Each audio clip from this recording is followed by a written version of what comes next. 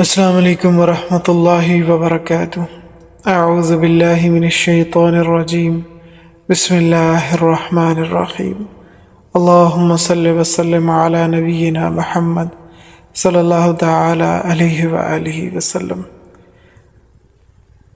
عزیز ساتھیو، اللہ رب العالمین کی توفیق سے آج ہم سورۃ الغاشیہ کا مطالعہ کریں گے۔ مکی سورہ ہے، نزول کے اعتبار سے اس سورہ کا 68 نمبر ہے، ایک رکوع جبکہ 26 آیات پر مشتمل ہے۔ گزشتہ اسباق کے اندر جس مضمون کو ہم پڑھتے چلے آ رہے ہیں، قیامت کا تذکرہ ہے اور قیامت کو لے کر جو کفار کا رویہ ہے، پھر اللہ تعالیٰ اپنی قدرت کا اظہار فرماتے ہیں، پھر یوم القیامہ اللہ رب العالمین سب کو اکٹھا فرمائیں گے، وہاں پر جو کفار کے ساتھ معاملہ ہوگا اس کا بیان ہوتا ہے، اور اہل ایمان کا جس طرح سے اکرام ہوگا اس کا تذکرہ آتا ہے۔ اسی مضمون کا تسلسل اس سورہ مبارکہ کے اندر بھی ہے۔ قیامت کا ایک نام قیامت ہے، ایک نام القاریہ، ایک الحاقہ، ایک واقعہ، ایک آزفہ، ایک آخرہ اور ایک غاشیہ۔ آج ہم جو سورہ مبارکہ پڑھ رہے ہیں، اس سورہ کا نام ہے سورۃ الغاشیہ، اور یہ سب نام قرآن کے اندر مذکور ہیں۔ اللہ رب العالمین ارشاد فرماتے ہیں، هل اتاک حدیث الغاشیہ، تحقیق آ چکی تمہارے پاس چھا جانے والی کی بات، یعنی قیامت کی بات۔ عزیزان من، قیامت سب کا احاطہ کرے گی۔ ایسا نہیں ہے ایک علاقے میں برپا ہو اور دوسرے علاقے میں نہ ہو، بعض قوموں پر تو قیامت آئے اور بعض قوموں پر نہ آئے، ایسا ہرگز نہیں ہے، بلکہ وہ سب پر چھا جائے گی۔ ایک ایسا واقعہ ہوگا جو سب کو اپنی لپیٹ میں لے گا، جو سب کا احاطہ کرے گا۔ تو فرمایا اللہ رب العالمین نے، تحقیق آ چکی آپ کے پاس چھا جانے والی، یعنی قیامت کی بات۔ آگے احوال قیامت ہے۔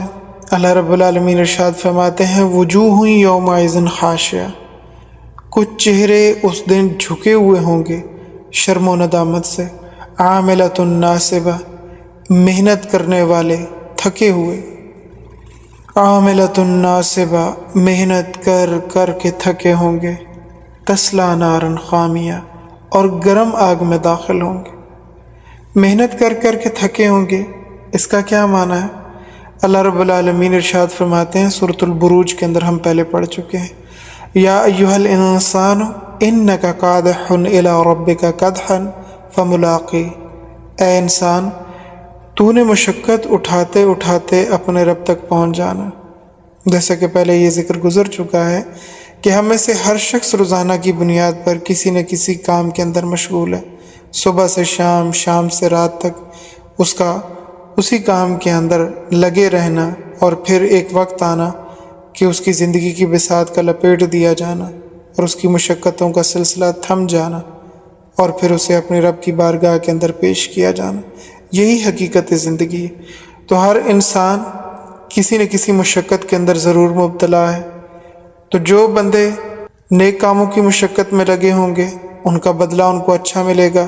اللہ تعالیٰ نے اس کا ذکر کیا ہے قرآن پاک کے اندر، فَأَمَّا مَنْ أُوتِيَ كِتَابَهُ بِيَمِينِهِ، اعمال نامہ ان کو دائیں ہاتھ میں ملے گا۔ اس کے بعد کیا ہوگا؟ فَسَوْفَ يُحَاسَبُ حِسَابًا يَسِيرًا، ان سے آسان حساب ہوگا۔ اور اگر مشقت اٹھائی ہوگی لیکن گناہوں میں، اللہ تعالیٰ کی نافرمانی میں، تو بدلہ کیا ہوگا؟ بہت برا۔ اللہ تعالیٰ ذکر فرماتے ہیں، وَأَمَّا مَنْ أُوتِيَ كِتَابَهُ وَرَاءَ ظَهْرِهِ، نامہ اعمال بائیں ہاتھ میں ملے گا، ہاتھ پشت پہ بندھے ہوئے ہوں گے۔ فَسَوْفَ يَدْعُو ثُبُورًا، اور وہ موت کو پکارے گا۔ اللہ رب العالمین نے عاملۃ ناصبہ میں یہ بات سمجھائی ہے کہ مشقت تو ہر بندہ برداشت کرتا ہے۔ کچھ لوگ اچھے کاموں کے لیے مشقت کرتے ہیں، جیسے کوئی ایک شخص ہے جو حلال رزق کمانے کے لیے اسباب مہیا کر رہا ہے، محنت کر رہا ہے، کوشش کر رہا ہے، جبکہ دوسری جانب ایک شخص ایسا ہے جو چوری کر رہا ہے، مشقت اور محنت وہ بھی کر رہا ہے، بلکہ وہ کچھ زیادہ ہی کر رہا ہے شاید، کیونکہ اسے جان کا خطرہ ہے، ہر قدم پھونک پھونک کے رکھ رہا ہے، وہ بھی ایک طرح کی مشقت کر رہا ہے۔ ایک شخص ہے جو نکاح کرنے کے لیے اسباب مہیا کرتا ہے، پیسے جمع کرتا ہے، محنت کرتا ہے، پیسے اکٹھے کرتا ہے۔ دوسری جانب ایک شخص ہے جو زنا کرنے کے لیے اسباب مہیا کرتا ہے، محنت کرتا ہے، پیسے جمع کرتا ہے۔ تو مشقت اس نے بھی کی، مشقت اس نے بھی کی، لیکن جنہوں نے خدا کی نافرمانی میں مشقت اٹھائی تو یہی وہ لوگ ہیں جن کے چہروں پر ذلت اور رسوائی چھائی ہوگی۔ یہ لوگ قیامت والے دن جہنم کا ایندھن بنیں گے۔ محنت بھی کی لیکن خدا کی رضا کو نہ پا سکے۔ اللہ رب العالمین ہم سب سے وہ کام کروائے، وہ اعمال کروائے جو عین نبی صلی اللہ تعالیٰ علیہ وآلہ وسلم کے طریقے کے مطابق ہوں اور اللہ تعالیٰ کے قرب و رضا کا باعث بنے۔ عاملۃ ناصبہ کے ذیل میں مفسرین کی کچھ اور بھی رائے ہے، وہ بھی آپ کے پیش خدمت ہے۔ بعض مفسرین کرام نے اس کا مفہوم یوں بیان کیا ہے کہ کافر لوگ دنیا میں بڑی بڑی ریاضتیں کرتے ہیں، عبادتیں کرتے ہیں، تکلیفیں برداشت کرتے ہیں۔ ہم دیکھتے ہیں اتنی اتنی بڑی چیریٹی کرتے ہیں اور اس طرح کے اور بہت سارے رفاہی کام ہیں جن میں وہ لوگ لگے ہوئے ہیں، لیکن دنیا کے اندر تو ان کے نیک اعمال کا، ان کے اچھے اعمال کا بدلہ ملے گا۔ دنیا کے اندر تو ان کو ان کے اچھے اعمال کا بدل کسی آسانی، کسی سہولت کی صورت میں ملتا رہے گا، لیکن آخرت میں ان لوگوں کے لیے تباہی ہی تباہی ہے۔ کیوں؟ ایمان کی دولت سے محروم ہے۔ ایمان کے بغیر کوئی عمل قبول نہیں ہوگا قیامت والے دن۔ اور اعمال کی قبولیت کے لیے فقہائے کرام نے 3 بنیادی شرطیں بیان فرمائی ہیں۔ پہلی شرط ایمان، ایمان کے بغیر کوئی نیکی قبول نہیں۔ دوسری شرط اخلاص، یعنی نیکی خالص اللہ تعالیٰ کے لیے ہو، اس سے ریا، دکھاوا یہ مقصود نہ۔ اور تیسری شرط اتباع سنت، نبی صلی اللہ تعالیٰ علیہ وآلہ وسلم کے طریقے کے مطابق، یعنی نیک عمل بھی رسول اللہ صلی اللہ تعالیٰ علیہ وسلم کی سنت سے ہٹ کے، ان کے طریقے سے ہٹ کر نہیں ہونا چاہیے۔ بڑے فرماتے ہیں کہ اللہ رب العالمین کو دین بھی وہ پسند ہے جو پیغمبر صلی اللہ تعالیٰ علیہ وسلم کی طریقے کے مطابق ہو، کیونکہ وہی طریقہ جو پیغمبر نے کر کے دکھایا وہ اللہ تعالیٰ نے ان کو سکھلایا اور اسی پہ پوری امت کا عمل مطلوب ہے۔ وہی کسوٹی ہے، وہی معیار ہے۔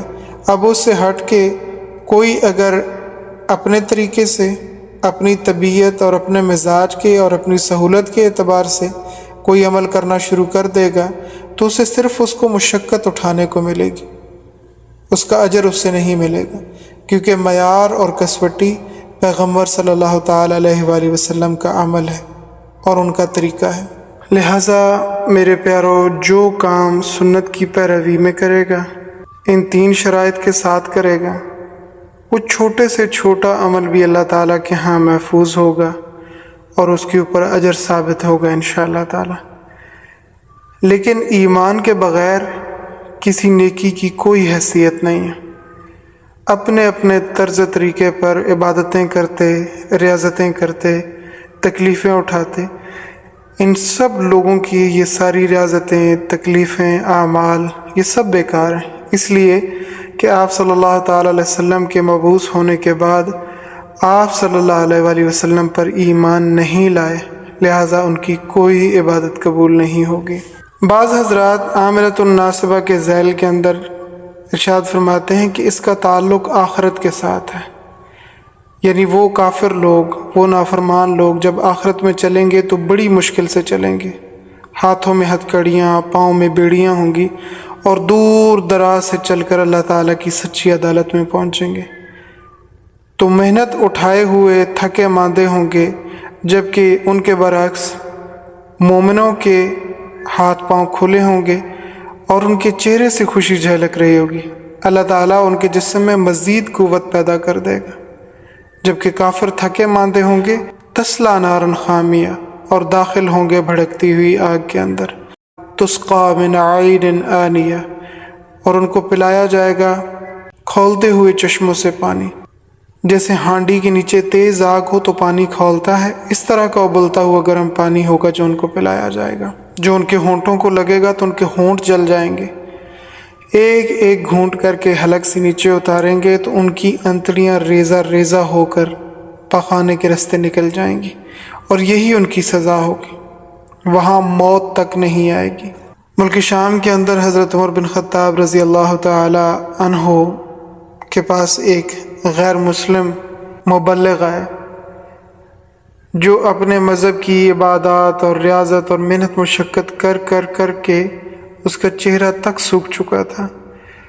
امیر المومنین رضی اللہ تعالیٰ نے جب اسے دیکھا تو رو پڑے، تو کسی نے دریافت کیا امیر المومنین آپ کیوں روتے ہیں؟